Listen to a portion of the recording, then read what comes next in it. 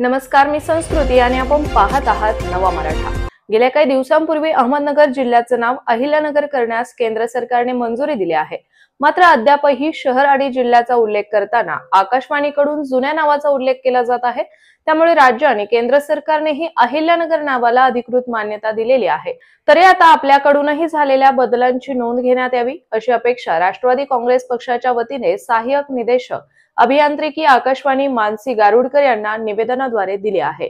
आपल्या कार्यालयाच्या गेटवर सुद्धा अहिल्यानगर नावाचा उल्लेख होणे गरजेचे आहे।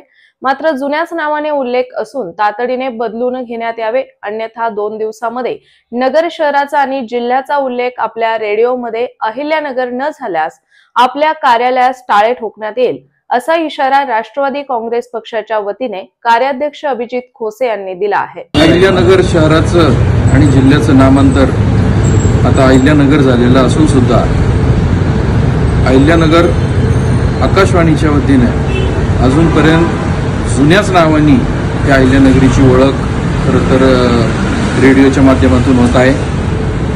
आज आकाशवाणीच्या मुख्य कार्यालयामध्ये जाऊन त्यांच्या अधिकारी मानसी गारुडकर यांना आम्ही आज निवेदन दिलेलं आहे की इथून पुढच्या काळामध्ये आपल्या या शहराचं नामांतर जे राज्य आणि केंद्र सरकारच्या माध्यमातून झालेलं आहे की त्याचं अहिल्यानगर झालेलं आहे, तर ते तातडीने त्यामध्ये सुधारणा करून उद्यापासून या आकाशवाणीचं अहिल्यानगर केंद्र असं खरं तर रेडिओवर होणं गरजेचं आहे।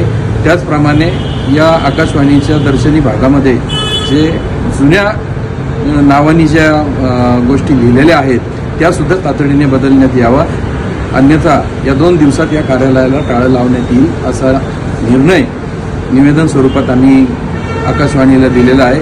त्या माध्यमातून मानसी गारुडकर मॅडमनी तातडीने त्यावर उपाययोजना करण्यात येतील असं आश्वासन दिलं आणि या आकाशवाणीच्या गेटवर जे जुनं नाव होतं तातडीने त्यांनी कागदानी का होईना त्याच्यावर टाईप करून अहिल्यानगर नाव केलं आणि ते पेंटरला बोलवून ते 2 दिवसामध्ये करून देऊ असं आश्वासन दिलेलं आहे। परंतु येत्या 2 दिवसात जर या गोष्टी झाल्या नाही, अहिल्यानगर नाव केलं नाही, तर आम्ही या कार्यालयाला टाळं ठोकल्याशिवाय राहणार नाही। नगरमध्ये बाकीचे ज्या ठिकाणी जे जुनंच नाव या शहराला ज्यांनी दिलेलं आहे, ठेवलेलं आहे, त्यांना तातडीनं ही खरं तर सूचना आहे की यात बदल करावा, अन्यथा आम्ही तीव्र स्वरूपाचे आंदोलन छेडल्याशिवाय राहणार नाही।